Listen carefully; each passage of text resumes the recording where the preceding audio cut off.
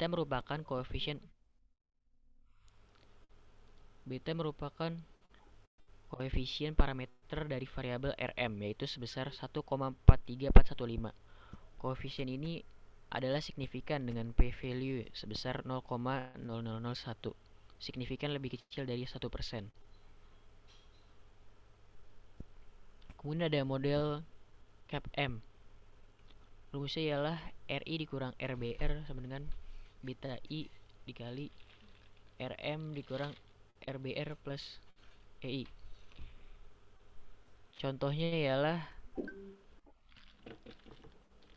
return sekuritas A atau RA dan return pasar RM selama 10 minggu ditambah dengan return bebas risikonya tampak di tabel berikut ini.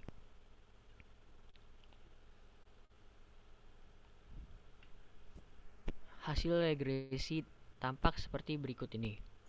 Persamaan regresi yang diperoleh adalah 4,32592 ditambah 1,068792 dikali RM dikurang RBR. Besarnya beta adalah 1,068792 yang secara statistik juga signifikan tidak sama dengan 0 dengan p-value sebesar 0,0085. Beta yang diperoleh dengan CAPM ini cukup berbeda dengan beta yang diperoleh dari model indeks tunggal, yaitu sebesar 1,434515.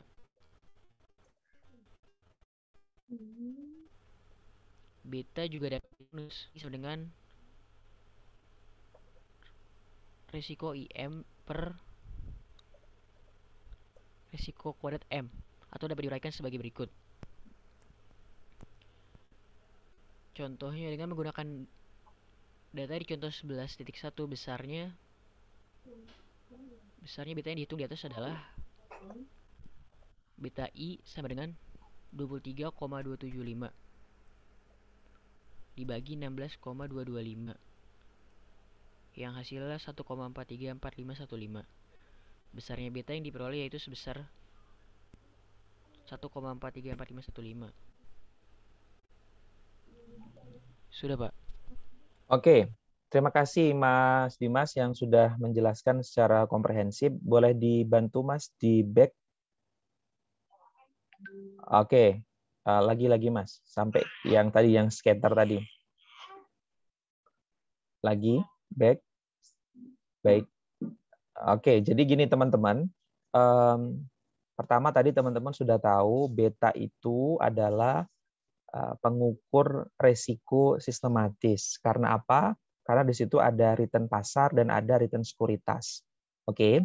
Nah, bagaimana menghitung beta? Ada 3 cara yang tadi sudah dijelaskan oleh Mas Dimas. Saya hanya meng-highlight saja.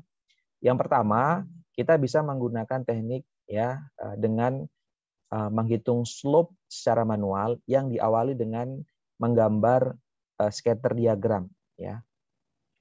Gimana caranya? Nah, ini ada contoh teman-teman ya.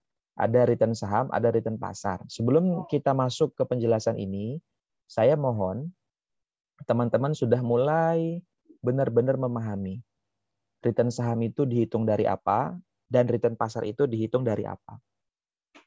Pak, kalau return saham maksudnya dihitung dari apa itu bagaimana? Ya, return saham itu berarti itu berawal dari harga. Ya, jadi harga hari ini misalkan 1.000, harga kemarin 900, berarti 1.000 dikurang 900 dibagi 900, itulah return saham A hari ini. Ya, jadi basic perhitungannya atau data yang kita gunakan adalah data harga saham. Sehingga ketemulah return saham. Kalau untuk return pasar, apa data yang diambil teman-teman? Apa data yang diacu kalau untuk menghitung return pasar? Ada yang bisa bantu? Kalau return saham berarti kan harga saham ya yang kita acu. Kalau return pasar, bagaimana menghitung return pasar?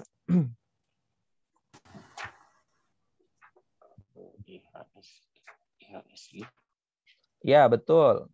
Kita menghitung return pasar itu basisnya adalah IHSG.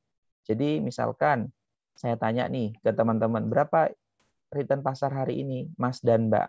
Berarti teman-teman tinggal cari IHSG hari ini ya. Nanti misalkan sudah ditutup, ya di pasar sekunder, kemudian dilihat IHSG kemarin ya pas penutupan itu berapa.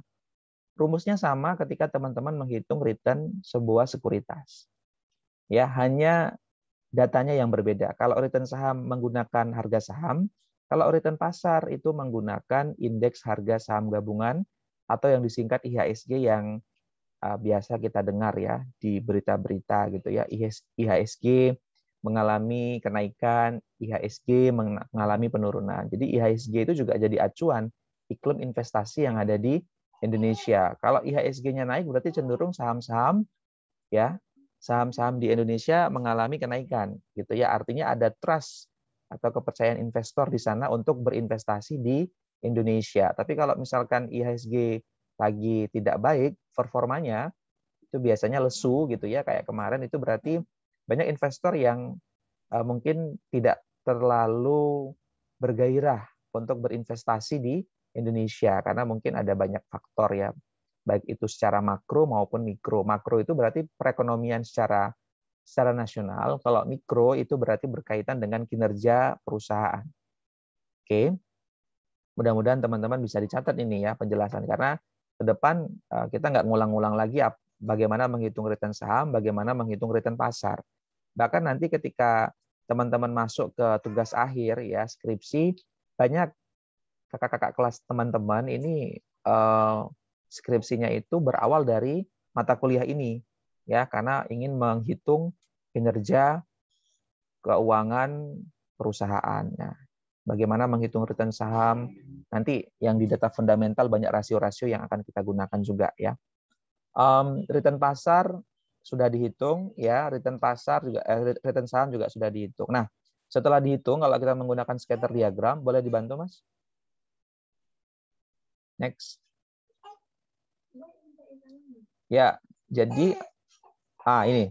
Jadi ini disusun ya, return pasarnya misalkan berapa? Coba Mas, itu yang di situ berarti return pasarnya berapa itu Mas? 4 ya. Kemudian return sahamnya berapa itu di situ? 7,5 ya, benar ya? Saya nggak hafal tadi, coba di back. Intinya buat seperti itu ya. Buat semacam titik-titik koordinat ya. Setelah digambar, oke Mas, digambar ya, asumsinya digambar, baru kemudian ditarik garis lurus. Ya, garis lurus itu maksudnya garis miring ya. Garis miringnya tarik garis ya, shred gitu. Tapi memang ini kadang-kadang bisa tidak akurat kalau kita misalkan menariknya itu tidak tepat atau kurang presisi ya. Nah, kalau kita sudah bisa menarik, tinggal dilihat yang paling bawah mana, yang paling atas yang mana gitu ya. Baru kemudian dilakukan perhitungan. Yang manualnya ada Mas? Perhitungannya tadi. Nah ini ternyata bisa dihitung nih ya, dihitung 13,5 itu ya dikurangin 7,5 ini untuk yang return saham ya.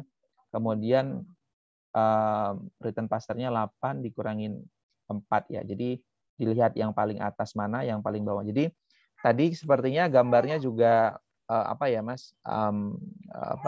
Masih agak kurang dilengkapi ya. Nanti tolong diperbaiki untuk gambarnya jadi biar teman-teman kelihatan mana titik yang paling bawah, mana titik yang paling atas seperti itu. Oke, itu. Tapi ini saya tidak menyarankan teman-teman melakukan perhitungan seperti ini ya. Ini agak lama ya. Agak lama dan hasilnya kalau teman-teman tadi tidak presisi menggambarnya, membuat atau menghubungkan titik-titik koordinatnya, ini akan menghasilkan hasil yang kurang valid. Nah, bagaimana cara yang kedua? Cara yang kedua yang tadi sudah disampaikan oleh Mas Dimas adalah dengan teknik regresi. Ya, dengan teknik regresi. Nah, teknik regresi ini juga bisa dengan menggunakan model indeks tunggal yang kita pelajari kemarin, atau yang ketiga ini tadi ya. Jadi pertama tadi scatter diagram manual, yang kedua teknik regresi model indeks tunggal, dan yang ketiga teknik regresi model capital asset pricing model. Nah, CAPM ini baru akan kita pelajari setelah kita belajar beta. Ya, tapi nggak apa-apa nih teman-teman tahu rumusnya dulu nggak apa-apa. Tapi kedua-duanya ini juga bisa mengukur return ya, mengukur return dan untuk menghitung resiko. Nah, yang pertama dengan model indeks tunggal. Nah, menggunakan model indeks tunggal ini rumusnya dulu yang harus teman-teman pahami. Ya, RI sama dengan alfa plus beta kali return pasar ditambah dengan error. Nah, kalau melihat seperti ini, mohon teman-teman sudah bisa langsung mendeteksi mana variabel independen, mana variabel dependen. Variabel dependen atau Y itu adalah return sekuritas. Tolong diingat-ingat karena nanti kita akan menggunakan SPSS ya. SPSS itu statistical package for social science. Ketika kita nanti memasukkan, kita harus bisa melakukan klasifikasi mana yang merupakan data, mana yang merupakan variabel independen, mana yang merupakan variabel dependen. Nah, return pasar itu maksudnya adalah variabel apa teman-teman? Variabel independen. Ingat ya, variabel independen. Sementara return sekuritas itu masuknya ke variabel dependen. Dependen itu simbolnya apa? Y, sementara independen itu simbolnya X. Ya, jadi kalau dilihat dari persamaan model indeks tunggal ini, return sekuritas yang ada di kiri itu Y, sementara return pasar yang ada di ruas sebelah kanan ini adalah variabel X atau variabel independen. Nah, Pak Izra, itu kok bisa ketemu ya t-test, t-value, itu memang tidak dilakukan secara manual, teman-teman. Ya, tadi juga sudah sangat baik dijelaskan oleh Mas Dimas. Nanti kita menggunakan SPSS ya. Yang penting apa, Pak? Yang penting teman-teman tahu rumusnya. Rumusnya maksudnya, Pak? Ya, yang mana variabel independen, yang mana variabel dependen dan datanya harus ada. Nanti dengan SPSS hanya dengan mungkin 3 atau 4 kali klik itu kita sudah langsung bisa menghasilkan nilai beta ya, nilai beta. Nah, diketahui cara membacanya teman-teman, nilai betanya itu adalah 1,43 ya, 1,43. Jadi kalau ditanya berapa beta dari hubungan ini ya, betanya adalah 1,43415.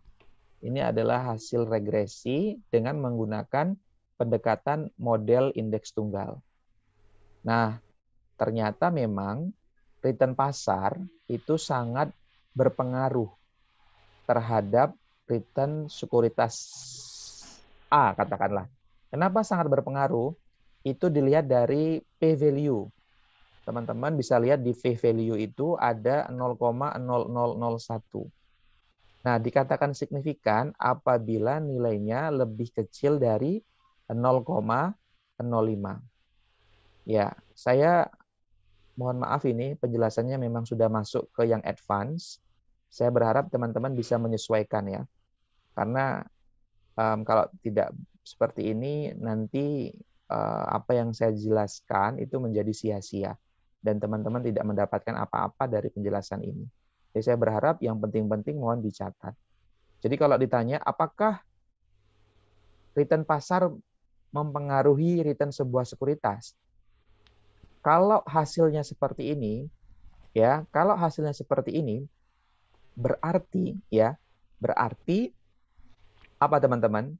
Return pasar itu berpengaruh terhadap return sekuritas. Bagaimana melihatnya? Kalau dulu itu kita membandingkan antara T hitung dan T tabel. Tapi dengan perkembangan zaman ya ada penyempurnaan, ada pengembangan dari software statistik, cukup dengan membandingkan p-value atau melihat p-value. Kalau p-value-nya lebih kecil dari 0,05 atau 5%, berarti itu signifikan. Artinya memang ada pengaruh variabel independen terhadap variabel dependen. Variabel independen dalam hal ini, dalam rumus ini, dalam persamaan ini adalah return pasar dan variabel dependen itu adalah return sebuah sekuritas. Seperti itu. Oke, jadi yang dicari adalah betanya. Sekarang misi kita, tujuan kita itu untuk mencari beta.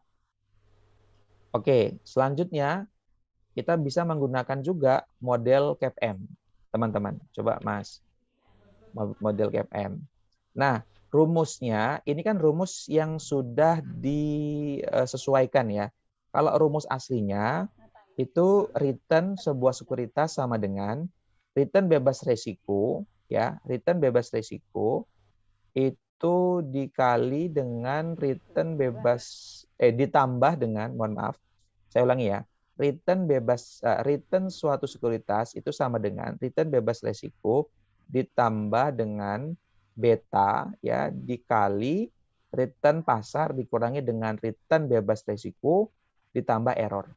Nah, yang di insert oleh Mas Dimas dan teman-teman di sini ini sudah disesuaikan, artinya return bebas resiko yang tadinya alfa A itu dari ruas kanan itu dipindah ke ruas kiri. Ya, baru kemudian kita bisa mengaplikasikan model KFM kaitannya dengan mengaplikasikan teknik regresi. Ya, jadi caranya sama ini.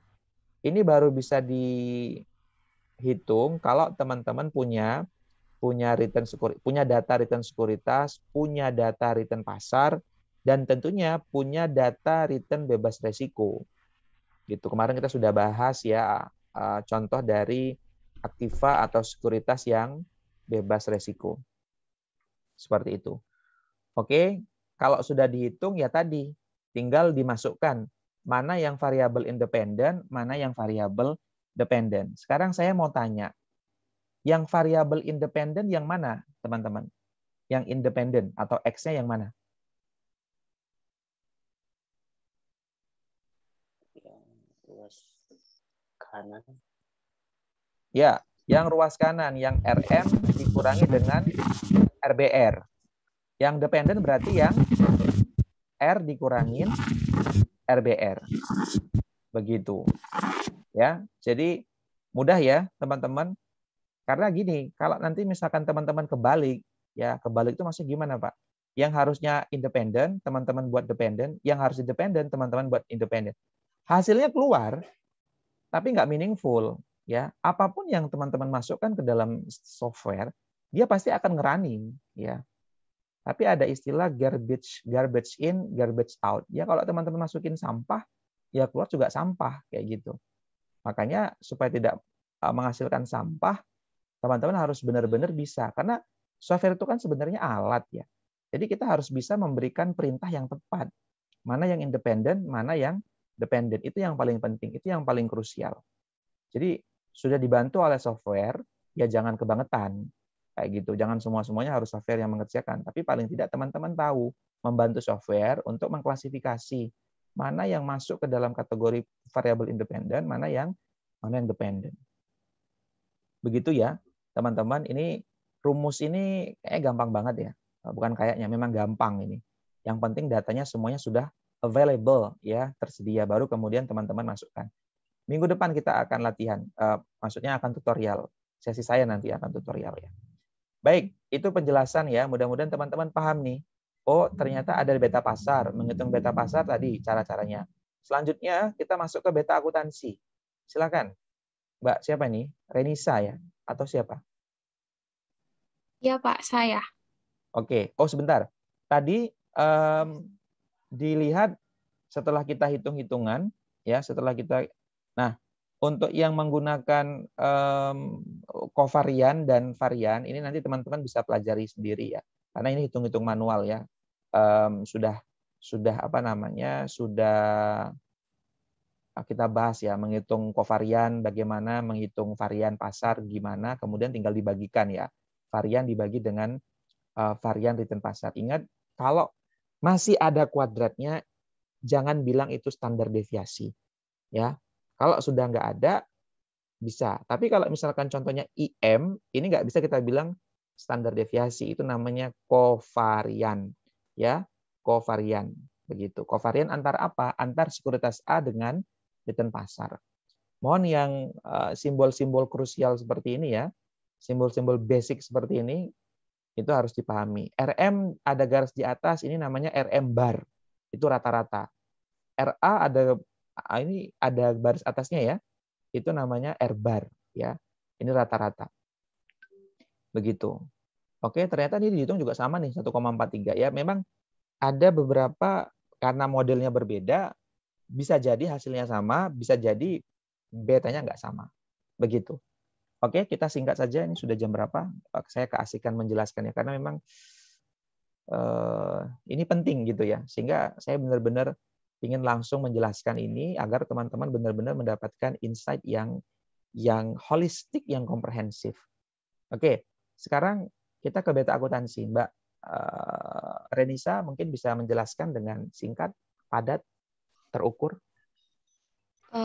Beta akuntansi. Beta akuntansi ini dihitung dengan mengganti data return dengan data laba akuntansi.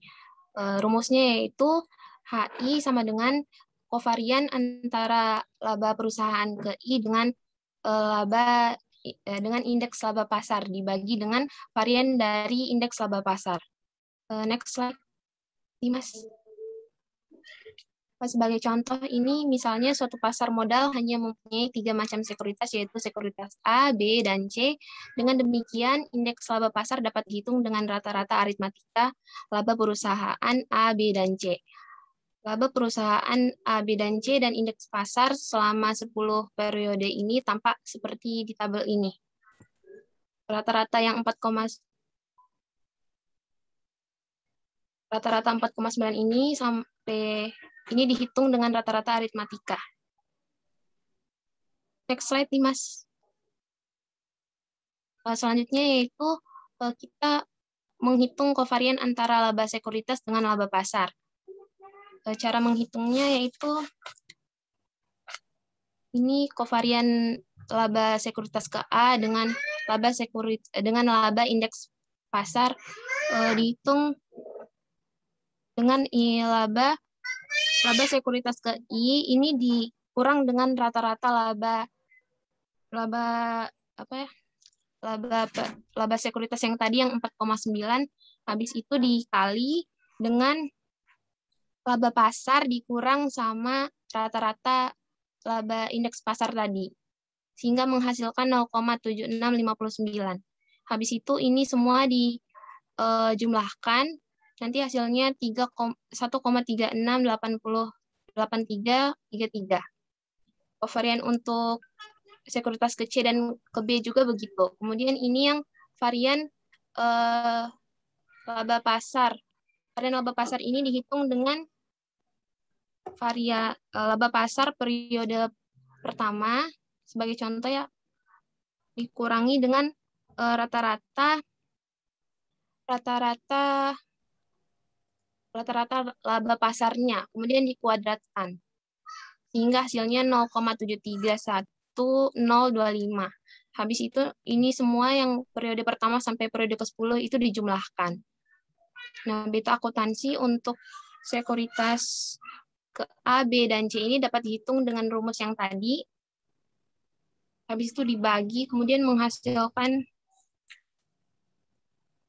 0,572. Untuk yang sekuritas B dan C juga seperti itu. Sudah, Pak. Baik. Kalau untuk yang ini cenderung manual ya Mbak. Kita nggak perlu pakai software ya. Kalaupun misalkan nggak pakai software, pakai Excel itu yang penting dihitung satu, kemudian tinggal ditarik ke bawah ya, di-drag ke bawah itu udah ketemu hasilnya. Tapi memang yang paling penting ini ya, teman-teman paham bagaimana menghitung kovarian, bagaimana menghitung varian. Ya, kalau menghitung varian artinya ya jangan diakarkan ya. Kalau sudah diakarkan berarti itu namanya bukan varian. Betul ya. Sebenarnya mudah ya, teman-teman ya. Ini mungkin terlihat agak banyak karena mungkin ya memang soalnya banyak gitu aja. Tapi yang penting di sini yang dibutuhkan adalah laba sekuritas dan laba pasar. Jadi sebenarnya begini, kalau tadi return pasangannya tentunya return juga. Jadi gini, return sekuritas temannya return pasar. Laba sekuritas temannya apa? Temannya laba pasar. Kayak gitu ya. Jadi teman-teman nggak perlu bingung juga gitu ya, bagaimana misalkan menghitung beta dengan pendekatan beta akuntansi seperti itu ya. Jadi bisa dilihat ini hanya memasukkan rumus saja. Oke, thank you Mbak Renisa. Selanjutnya kita ke beta fundamental mungkin ya. Mungkin 10 menit terakhir ya. Silakan. Ke siapa dulu? Saya, Pak. Ke Rahma dulu ya, silakan. Iya. Beta fundamental. Behavior, Kettler, dan Scholes 1970 mengembangkan penelitian Ball dan Brown dengan menyajikan perhitungan beta menggunakan beberapa variabel fundamental. Variabel-variabel yang dipilih oleh mereka merupakan variabel-variabel yang dianggap berhubungan dengan risiko, karena beta merupakan pengukur dari risiko. Oleh karena itu, mereka menggunakan 7 macam variabel yang merupakan variabel-variabel fundamental. Ketujuh variabel-variabel yang digunakan adalah sebagai berikut. Next.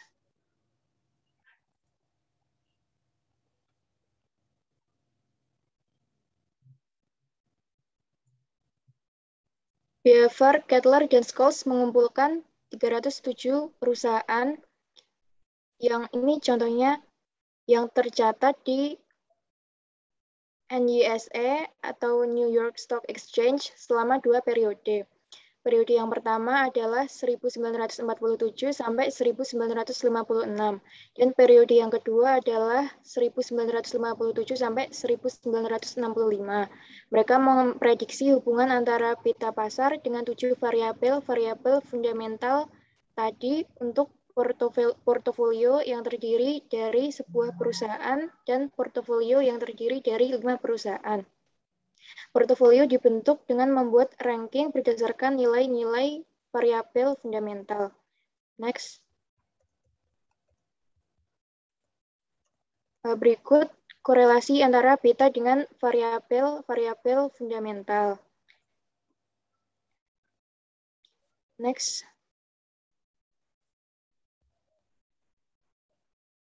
Kemudian untuk mendapatkan beta fundamental adalah mendapatkan efek dari variabel-variabel fundamental ini dengan beta pasar secara serentak menggunakan model multivariat. Secara khusus, regresi cross-sectional untuk suatu periode tertentu dapat berupa seperti berikut. Secara khusus, jika menggunakan ketujuh variabel-variabel fundamental, dapat ditulis dengan sebagai berikut. BI merupakan beta pasar perusahaan ke I, div I merupakan dividen payout perusahaan ke I, growth I merupakan aset growth perusahaan ke I, lev I merupakan leverage perusahaan ke I, liquid I merupakan liquidity perusahaan ke I, size I merupakan aset size perusahaan ke I, evara I merupakan earnings variability perusahaan ke I, A beta I merupakan accounting beta perusahaan ke I, dan EI merupakan kesalahan residu perusahaan ke I. Next.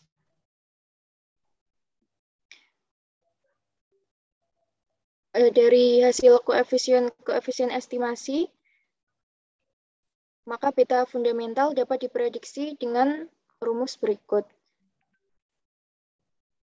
Ini untuk memprediksi beta fundamental. Next.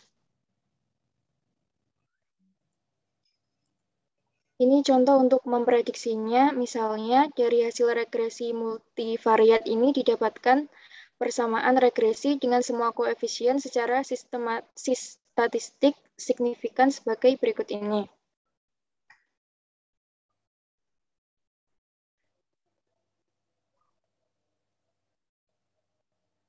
Ini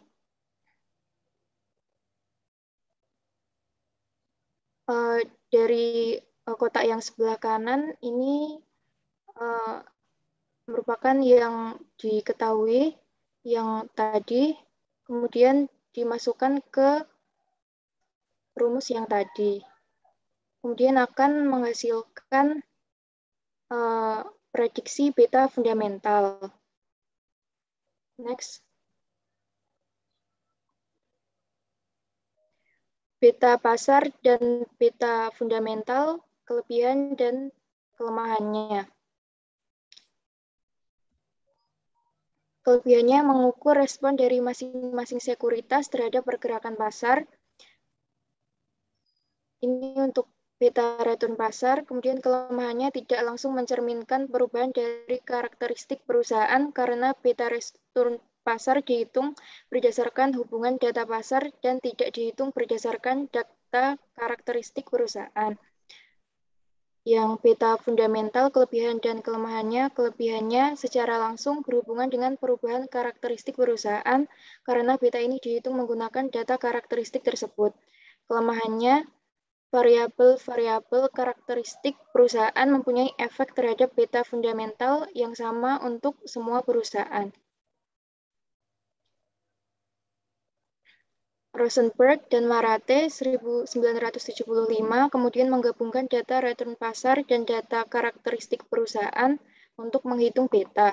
Dengan penggabungan ini diharapkan kelemahan-kelemahan masing-masing perhitungan beta tertutup dan semua kebaikannya tergabung. Sehingga diharapkan daya prediksinya untuk menghitung beta di masa mendatang lebih akurat. Sudah, Pak. Baik, terima kasih Mbak Rahma. Jadi begini teman-teman, Mas Dimas, saya di back sampai ke awal tadi ketika Mbak Rahma menjelaskan ya. Mungkin ini kita mungkin perkenalan dulu aja ya, karena nanti akan ada juga pembahasan lebih lanjut di mata kuliah yang lain. Tapi paling tidak begini, dikatakan fundamental karena ini adalah rasio-rasio yang memang sangat identik dengan karakter perusahaan. Ya, kalau beta pasar kan mungkin secara global tidak spesifik, tidak closely relate ke company karakteristik. Nah, kalau ini memang rasio-rasio yang sangat identik dengan karakter perusahaan. Jadi kata kuncinya adalah identik dengan karakter perusahaan. Makanya ada dividend payout. Dividend payout ini kita berusaha untuk mengetahui seberapa banyak ini perusahaan kasih dividen, bagi-bagi dividen kepada investor. Pertumbuhan aset. Leverage itu adalah penggunaan hutang. Ya, siapa perusahaan nggak punya hutang? Pasti ada hutangnya. Tapi bagaimana mereka mengelola utang agar utang ini tidak malah menjadi bumerang seperti itu ya. Kemudian liquidity itu juga terkait dengan kebutuhan jangka pendek. Ya, jadi kalau leverage itu kebutuhan jangka panjang ya untuk utang jangka panjang, liquidity itu untuk memenuhi kebutuhan atau hutang jangka pendek. Jangka pendek it means less than 1 year ya, kurang dari 1 tahun. Kalau lebih dari setahun itu sudah masuk kategori jangka panjang. Kemudian ada aset size ya. Jadi Mbak Rahmat tadi saya koreksi bukan size ya, tapi size ya. Ini ukuran ya. Size-nya berapa gitu. Jadi ini juga aset itu juga punya ukuran ya. Aset size. Kemudian ada earnings variability. Ini ada varian laba. Dan yang terakhir ada accounting beta. Isunya apa sih sebenarnya yang mau dijelaskan oleh Mbak Rahma? Isunya adalah bagaimana ketujuh item ini atau ketujuh rasio ini itu hubungannya dengan beta. Ya, tadi di awal saya sudah menyampaikan beta itu adalah risiko, ya, pengukur risiko. Nah, sekarang saya mau tanya nih, kira-kira hubungan dividen payout dengan risiko itu positif atau negatif? Mbak Rahma dulu nih yang jawab.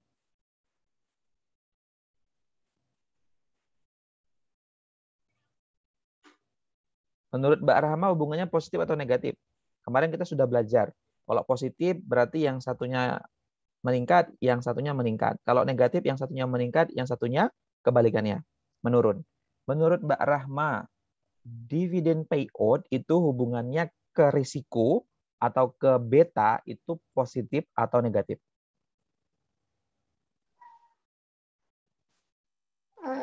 Kurang tahu Pak saya. Ada di buku.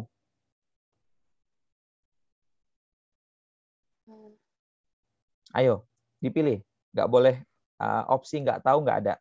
Opsinya hanya positif atau negatif.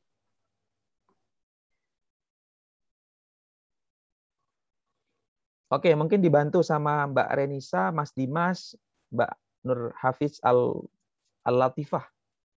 Apa hubungannya? Positif atau negatif? Ayo. Negatif Pak hubungannya. Oh, hubungannya negatif. Kita kunci, Mbak Renisa. Tapi boleh tahu alasannya kenapa? Kenapa hubungannya negatif? Negatif ya, pakai F ya. Ya, resikonya tinggi, terus dividen payout-nya rendah. Logikanya gimana? Kok bisa hubungannya negatif? Apa namanya? Perusahaan kan itu enggan untuk menurunkan dividen. Nah, jadi daripada dipotong dividennya itu, dia tuh perusahaannya itu lebih baik dividennya rendah daripada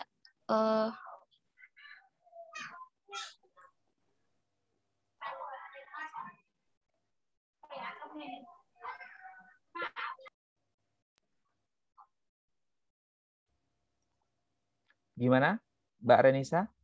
Cukup tadi penjelasannya?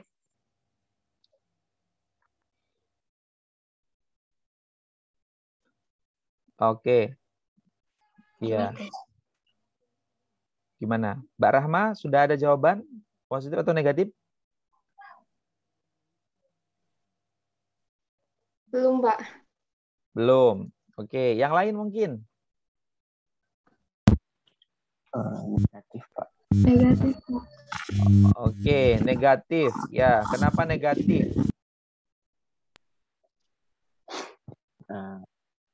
Kalau izin Pak, kalau mungkin kalau logikanya begini Pak, dividen payout itu dividennya misal perusahaan memiliki resiko kecil, berarti perusahaan tersebut bisa memberikan dividen yang besar juga kepada investornya, karena risiko mereka itu kecil. Sedangkan ketika dia memiliki resiko yang besar, maka dia akan membagikan dividen yang kecil, karena itu laba yang diterima perusahaan itu banyak yang dipotong untuk mengantisipasi resiko dari perusahaan tersebut, Pak. Kalau menurut saya begitu. Ya, oke. Kurang lebih jawabannya tadi seperti yang disampaikan Mas Fahrid Rahman ya. Tapi saya izin menyempurnakan. Prinsipnya begini nih, kenapa kok hubungannya jadi negatif? Kalau semakin besar perusahaan itu membayarkan dividen kepada investor, resikonya akan semakin kecil. Ya, jadi kalau perusahaan itu bisa bayar, ya berarti kan perusahaan itu punya kesehatan finansial, ya, punya finansial yang sehat. Artinya memang resikonya rendah. Kalau misalkan resikonya tinggi, maka bisa jadi perusahaan untuk bayar dividen kepada investor itu berkurang atau rendah. Jadi memang hubungannya negatif. Ya, itu yang sebenarnya ingin disampaikan tadi oleh Mbak Rahma di bab beta fundamental. Satu lagi misalkan, hubungan leverage. Leverage itu hutang ya. Hubungan leverage ke beta, resiko, itu positif atau negatif? Positif. Apa? Positif, Pak. Oke, Mbak Puji positif. Ada yang negatif?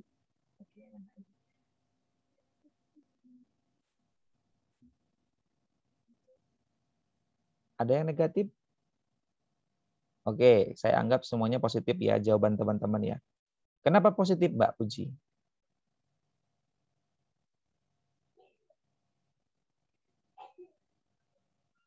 Halo, Mbak Puji masih di sana?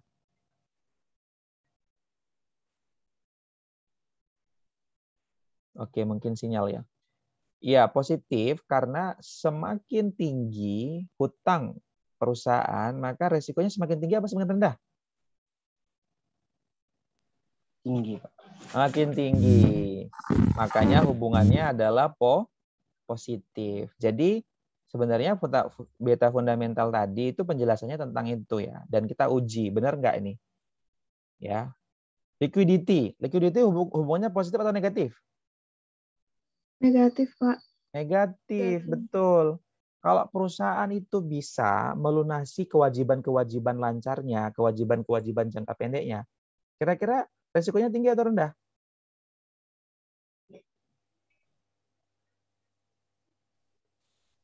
Rendah atau tinggi? Rendah. Rendah. Ya, makanya tadi kalau semakin liquid, artinya mereka perusahaan bisa bayar semua kewajiban jangka pendeknya gitu ya, bahkan sebelum jatuh tempo sudah dibayarin semua. Berarti kan likuiditasnya tinggi nih. Nah, kalau likuiditasnya tinggi, ya tentunya risikonya kecil atau rendah gitu. Jadi ini positif dan negatif ya. Ini hubungan yang harus teman-teman pahami ya. Dan ini juga bisa dilogikakan kayak gitu. Satu lagi terakhir, ukuran aset. Kira-kira kalau perusahaan dengan aset yang besar, itu resikonya kecil atau rendah? Sama aja. Kecil atau tinggi?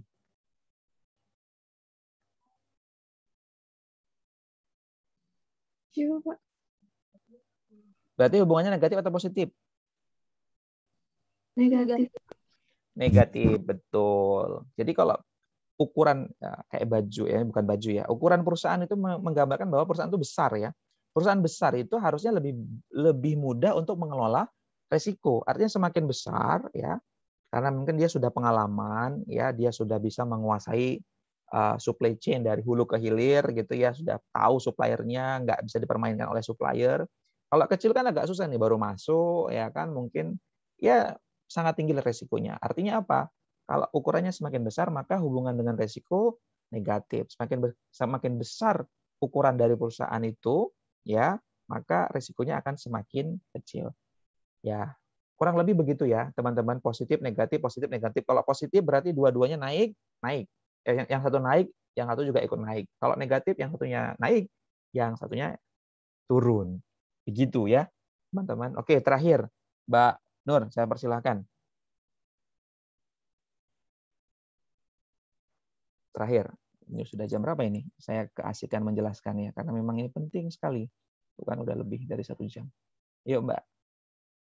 Yang terakhir, beta portofolio. Yang terakhir, beta portofolio. Beta portofolio dapat dihitung dengan cara rata-rata tertimbang berdasarkan proporsi dari masing-masing individual sekuritas yang membentuk portofolio dengan rumus sebagai berikut. Beta portofolio sama dengan sigma proporsi sekuritas ke I dikali beta individual sekuritas ke I. Beta portofolio umumnya lebih akurat dibandingkan dengan beta tiap-tiap individual sekuritas. Alasannya yaitu yang pertama, beta individual sekuritas diasumsikan konstan dari waktu ke waktu. Kenyataannya, beta individual sekuritas dapat berubah dari waktu ke waktu.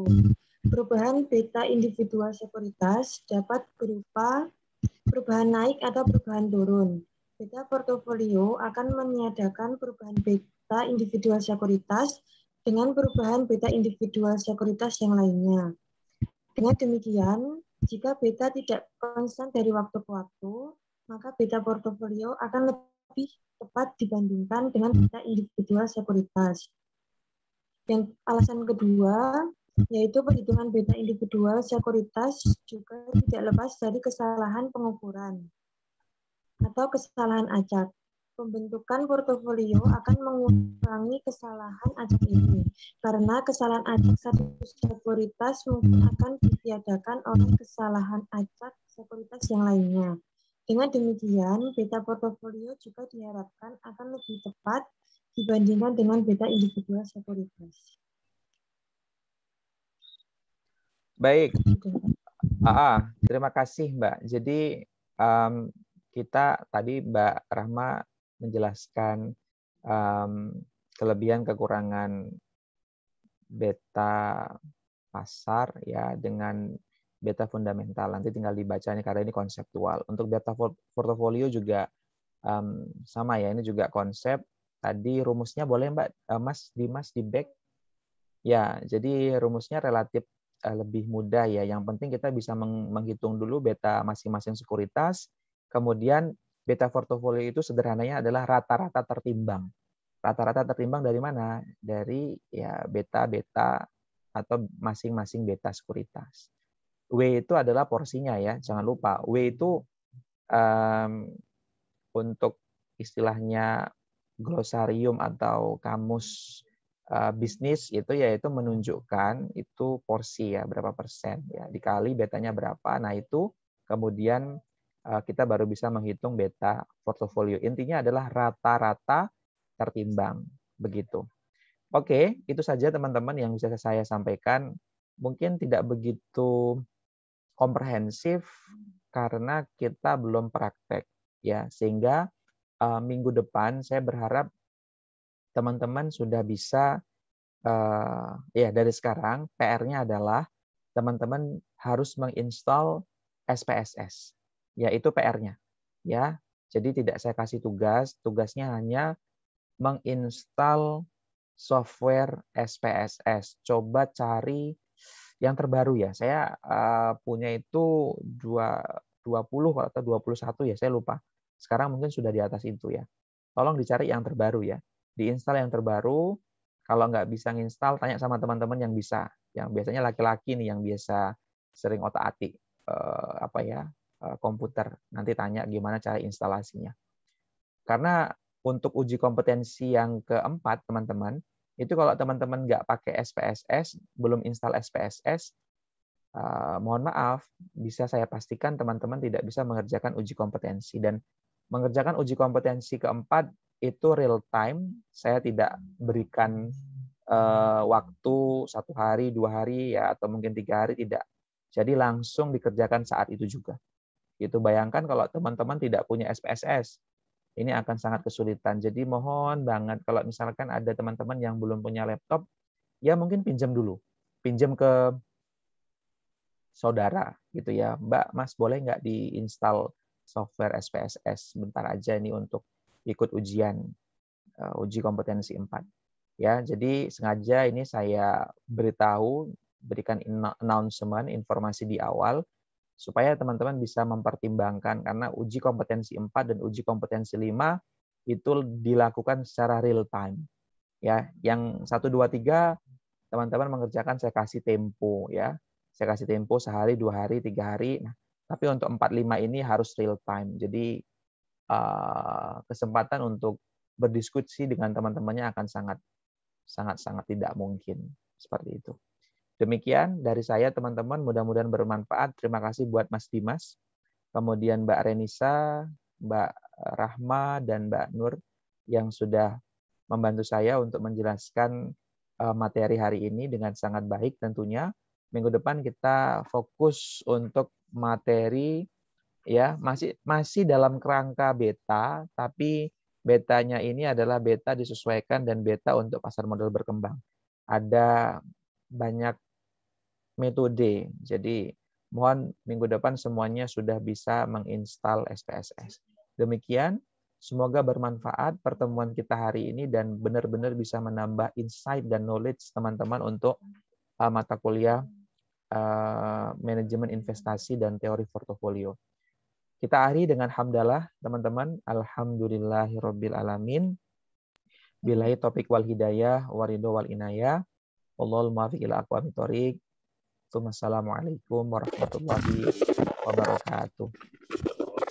Waalaikumsalam warahmatullahi wabarakatuh. Baik, teman-teman, terima kasih ya.